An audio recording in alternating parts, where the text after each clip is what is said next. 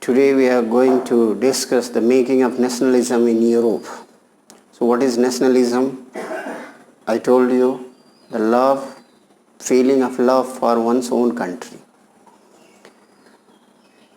So this love, which was feeling of love for one's own country, or this type of patriotism, which was not seen in Europe during the mid of the 18th century. When you see the map of 18th century, you will not find there were no nation state as we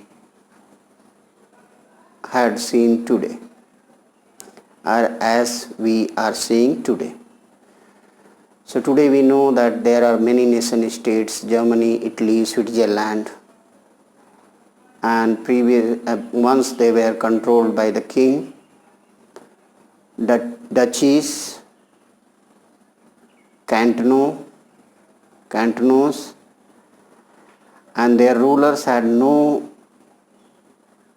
their own sovereign control.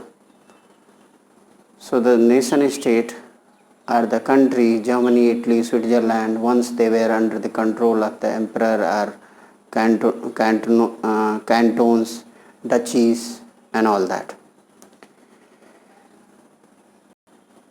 And Eastern and Central Europe was under the control of the despotic ruler. The people followed the different customs and traditions. The people were not united. All were divided on the basis of various clans, various castes, various groups. They had only faith over the monarch, but this type of system which prevailed in Europe, the people followed the different custom, they spoke different languages, and different castes were there. There were no collective identity, and they also had the various identity. I can give you the example. The Habsburg Empire, Habsburg Empire. So Habsburg Empire, which ruled over the Austria-Hungary. Habsburg Empire ruled over the Austria and Hungary, was made of the different region and people. So different Austria and Hungary,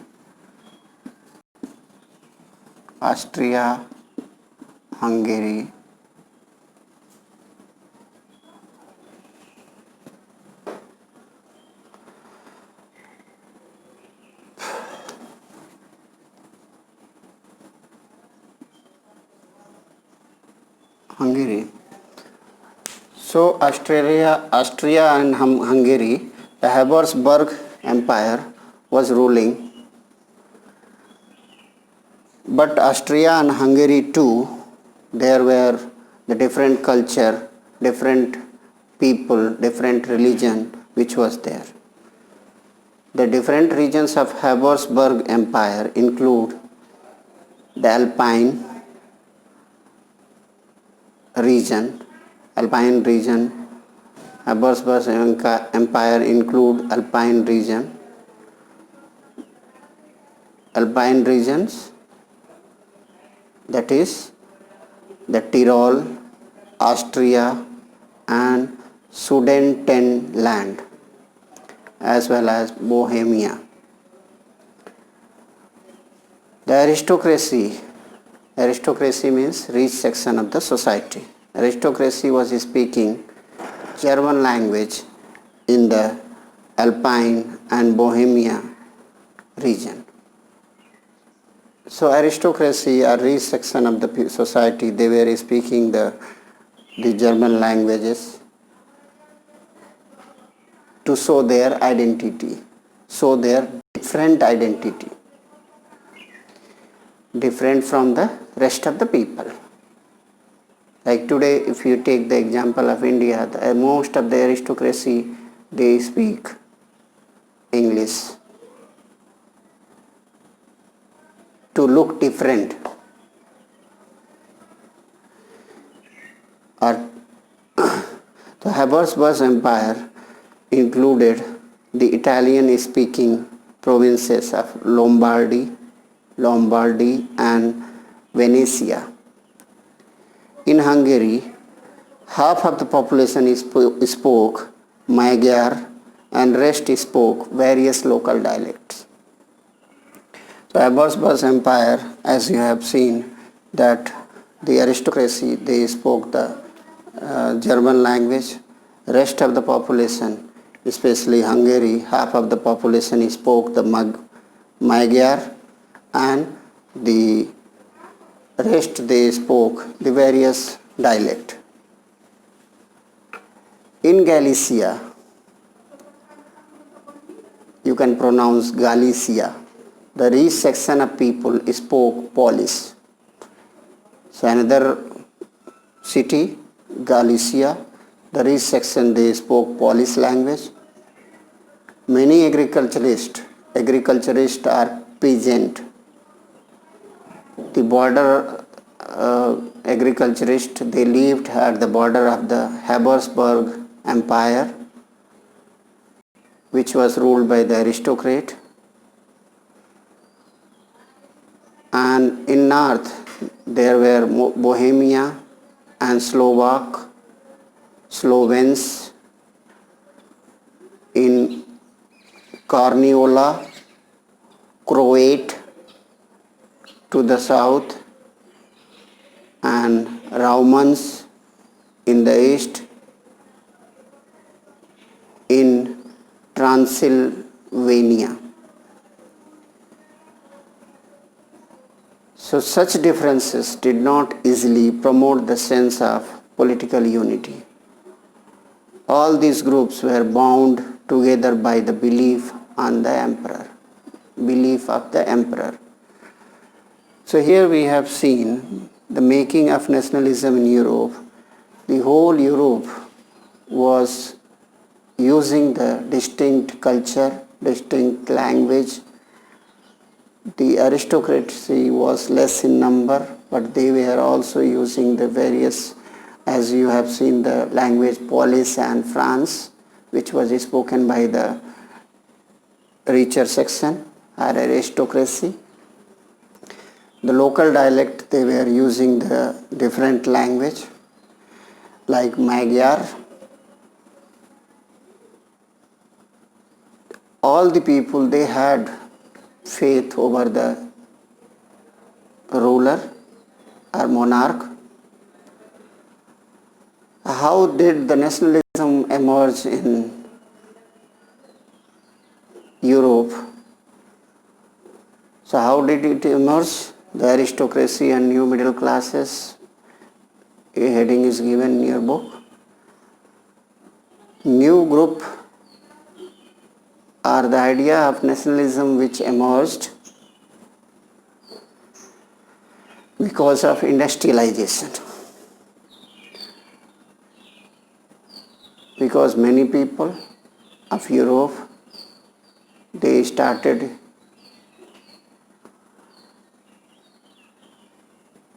engaging themselves into the factories, industries, and they became rich, and new cities which was formed. As you know, the industrialization was first began in England in the mid of the 18th century, and later on the Germany and Italy. The industrialization began in 19th century. So we will see the landed aristocracy was the ruling class on the continent of Europe, both socially. So landed aristocracy means the rich class, they owned the land. Both socially and politically they were strong by owning the big areas of land mass. Aristocracy, they owned land in the countryside, village side, as well as the city houses. They owned. They spoke French language to show themselves from high society. Their families were connected often with the ties of marriage. The aristocracy were small and peasantry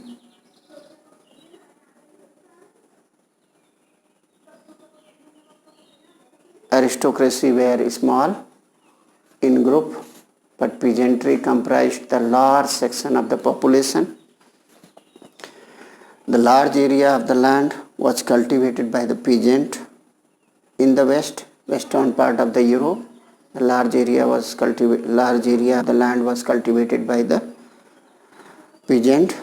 Eastern and Central Europe was characterized by the vast estate. Eastern and Central Europe was characterized by the vast estates which were cultivated by the serfs or landless laborer.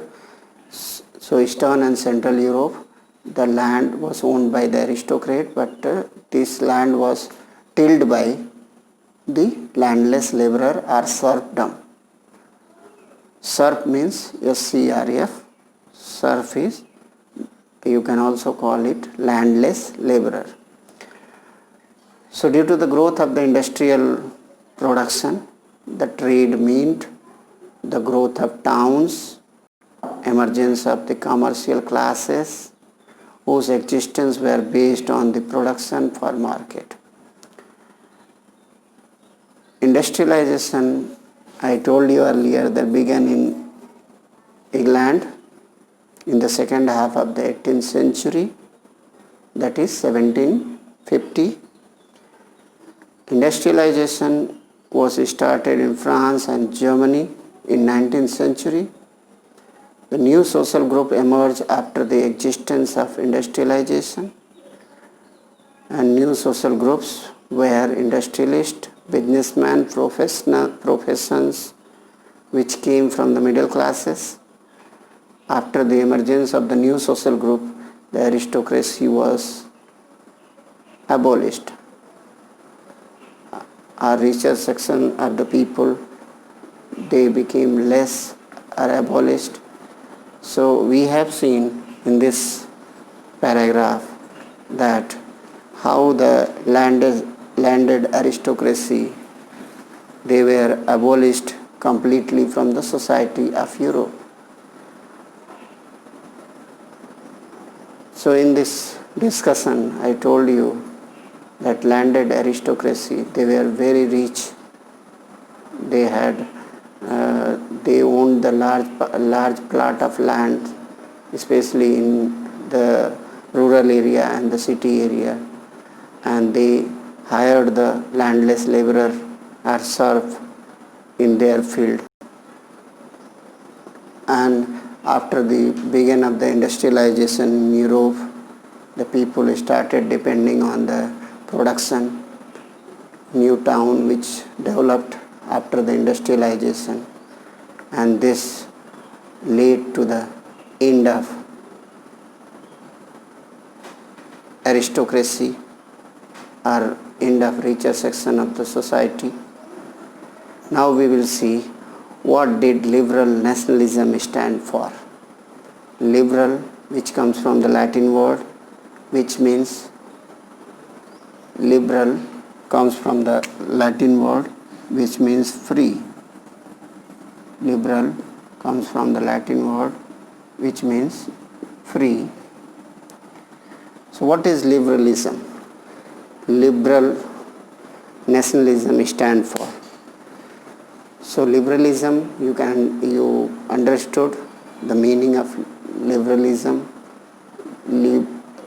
Liberalism comes from the Latin word liber. Liber means free. Liberalism stood for the individual, the equality before the law, equality for all before the law. Politically, liberalism stood for the government by consent or agreement and influence revolution. Liberalism stands for the end of autocratic ruler and removal of the feudal privilege. But at that time, when you remember, during the time of National Assembly, which was framed which limits the power of the monarch, Louis XVI, the equality was not given to all the people in the area of universal suffrage. Universal suffrage was not given to all. It was given to the people who were richer. The people who were poor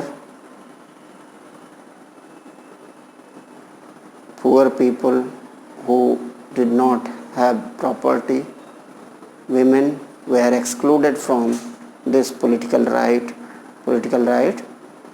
that is universal suffrage or right to vote. So non-propertied and propertied man and women were not given the right to vote, but only the time of the Jacobin Club, which was led by the Robespierre, all people, they got the right to vote irrespective of wealth. And Napoleon, during the time of Napoleon did the same thing as we have seen in the National Assembly. Napoleon also did not give the right to vote to the women, and Napoleon also limits the suffrage right or right to vote rights. Throughout the 19th and 20th century, the people were struggling for universal suffrage for all, and the women and non-propertied man organized several movements for the suffrage. So this was the scene which was seen in the economic sphere. The liberalism stood for the freedom of market and the abolition of state imposed restrictions on the movement of goods and services. So economic field, the free movement of goods and services, the common currency, the movement of goods and services freely from one state to the other state, a common currency. We will take the example of the German speaking regions in the first half of the 19th century. Napoleon's administrative measures had created out a small confederation of 39 states.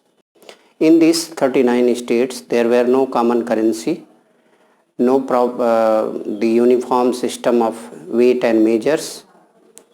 Merchants traveling in 1833 from Habsburg to Nuremberg to sell goods would have to pass through 11 custom barriers. Custom barriers means trade barriers, and pay the custom duties of about 5% each one of them. So custom duties means duties which are taxes which are imposed on import and export. So custom duties were levied according to the weight and measurement of goods. Each region had its own system of weight and measures. The measure of cloth, for example, was the illy, like we call it here meter. So one illy, which in each region stood for a different length. Here we call it we take the meter or centimeter, but in France or in Europe, ILE, the measurement was there. So different length which was there in the different states, which was created by the Napoleon, that 39 confederation which was there in France, which was created by the Napoleon after invading the neighboring countries of France. So various system of weight and measures was there, even meter system, meter means ILE, which was also different. The ILE of textiles material bought in Frankfurt would get you 54.7 centimeter of cloth. So in Frankfurt it was the 54.7 centimeters of cloth. In Menj it was 55.1 centimeter of clothes. In Nuremberg it was 65.8 centimeters of clothes. In Frankfurt 53.5 centimeters of clothes. So you see the various states, the various measurement system prevailed, and due to that several problems arose among the traders because there were no uniform systems. So such conditions which disturbed the traders or commercial groups because there were no unified systems. So in 1934 a custom union named Zollverein was formed at the initiative of Prussia. You can call it in Hindi Prussia also, Prussia, and joined by the most of the German states. So one custom union which was formed in 1834, a custom union named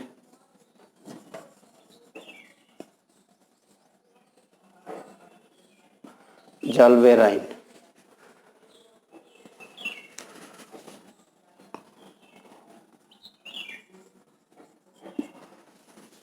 So this custom union, Zollverein, after the initiative of the Prussia, the Zollverein custom union which was formed, and that has abolished all the tariff barriers and reduced the number of currencies from 30 to 2.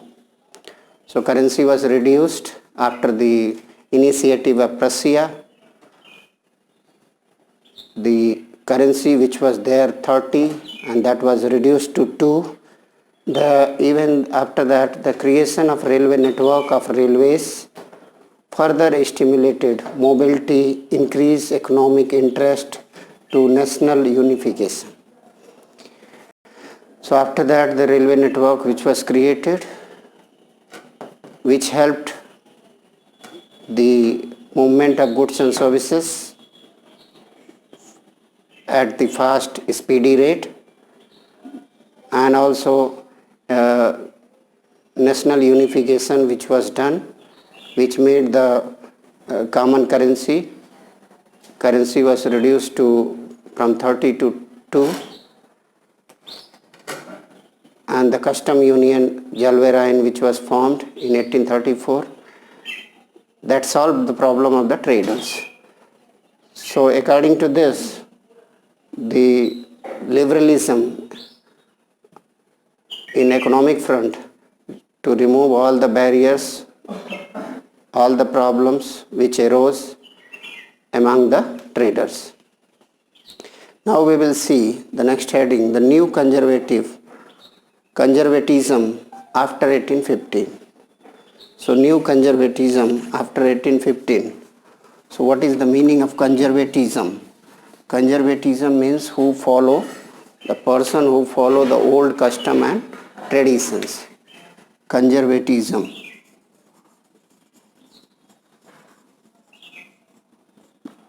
The person who follow the old custom and traditions, and they do not like any changes.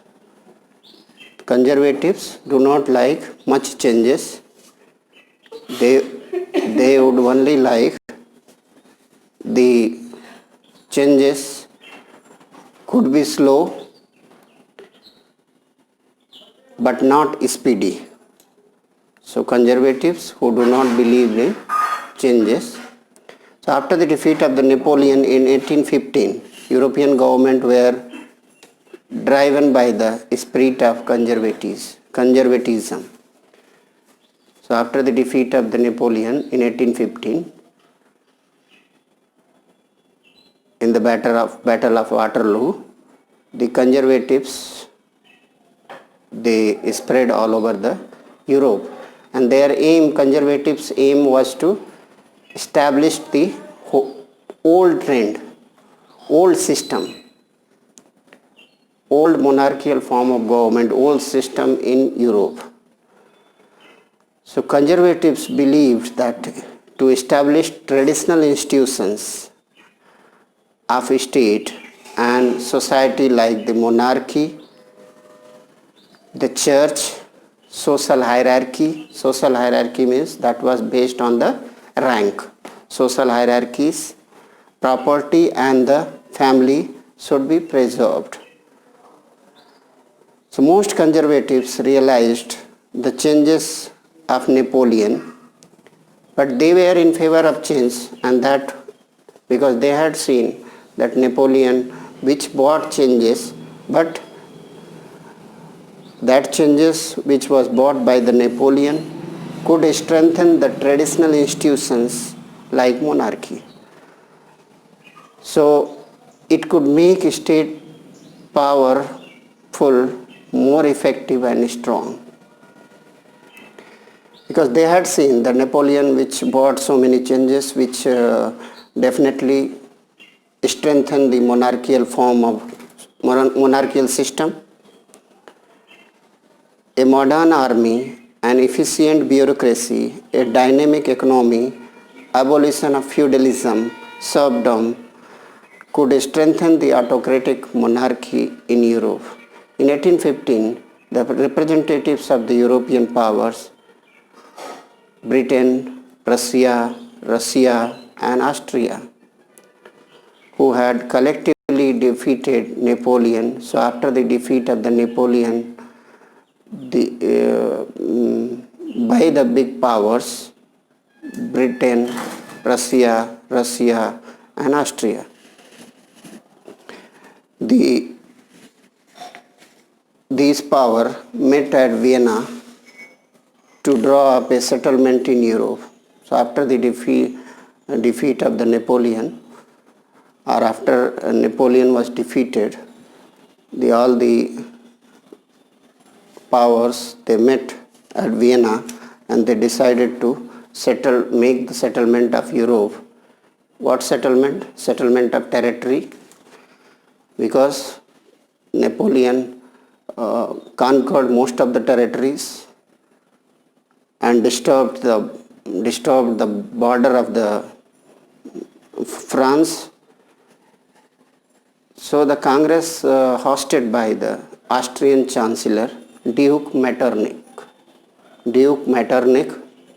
who was the Austrian Chancellor, and the Treaty of Vienna of 1815 was signed by the delegates with the object to make settlement of territories which was changed during the time of Napoleon. So what was done?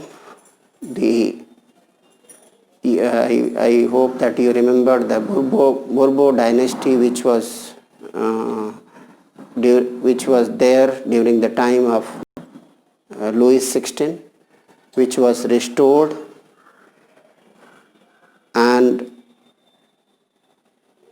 the France lost most of its territory, which was annexed by the Napoleon, and France boundary was affixed by the series of states. So that why it was affixed? Because the neighboring country or the major power, they thought if it would not be affixed, the France can make the further expansion. So France boundary was affixed, and the Kingdom of Netherlands was set up in the north. So France north side, the Kingdom of Netherlands included Belgium, Genoa was added to the Piedmont in the south, and Genoa was there.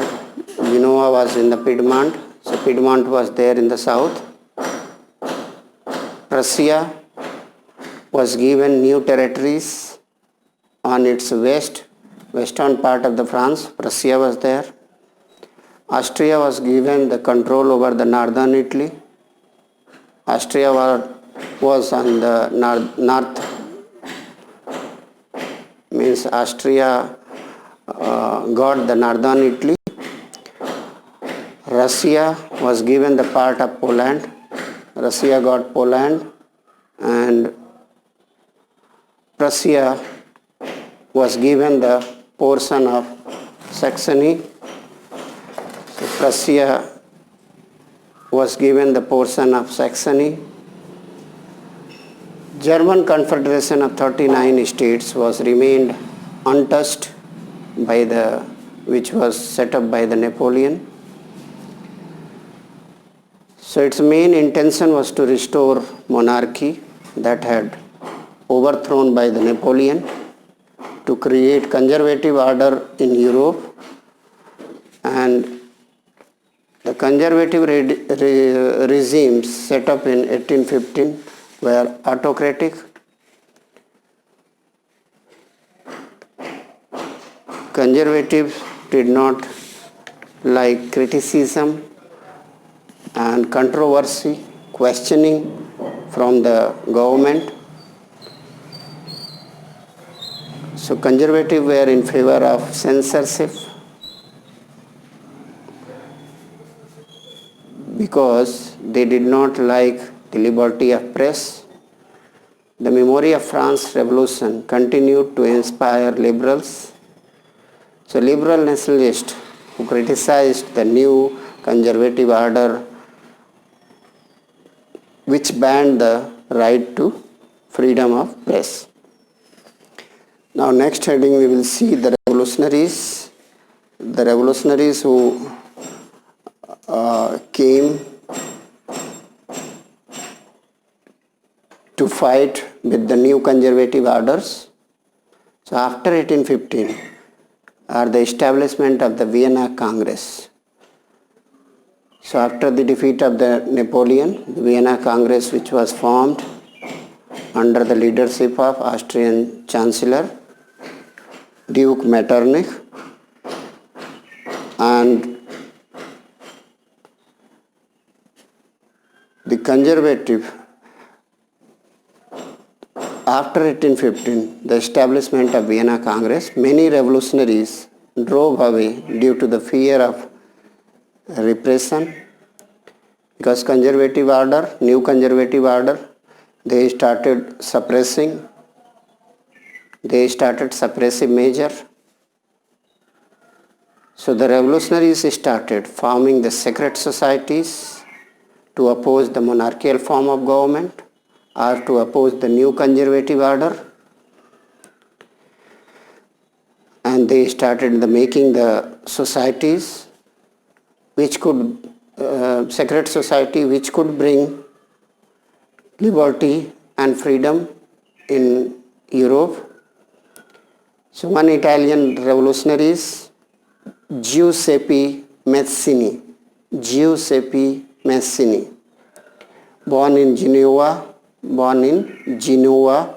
in 1807. So one Italian revolutionary, Giuseppe Mazzini, born in Genoa in 1807. Giuseppe Mazzini became a member of Secret Society of Carbonari. As a young man of 24, he was sent to exile in 1831 for attempting a revolution in Liguria. So Giuseppe Mazzini, he was a great revolutionary, and at the age of 24 itself, he was sent to exile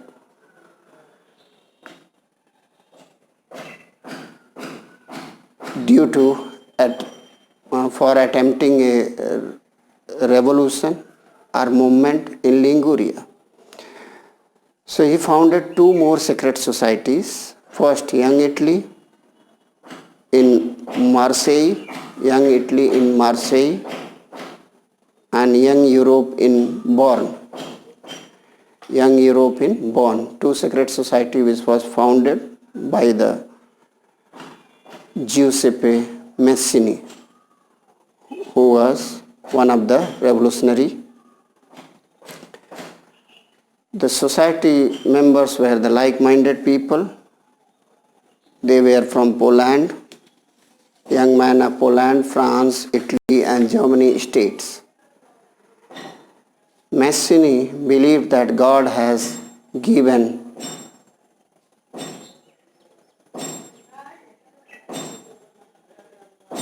a natural unit to the mankind, means everyone are born free and equal.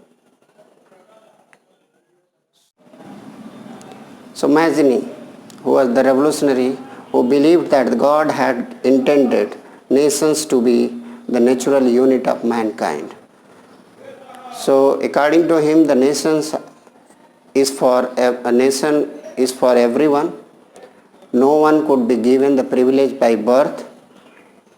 So because of that, he wanted to unify the Italy, which was scattered or divided into several states.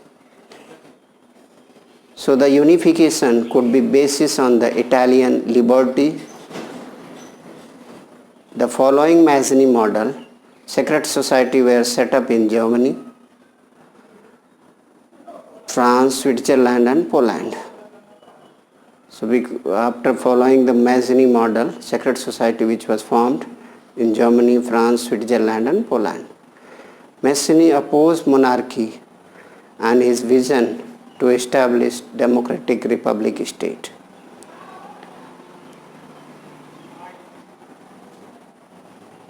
And Metternich, who was the Chancellor of Austria, who described Mazzini as the most dangerous enemy of our mankind. So the Duke Metternich, who was the Austrian Chancellor, who said to the Mazzini that he was the most dangerous enemy of the mankind. Thank you. We will see the third unit, Age of Revolution, 1830 to 1848.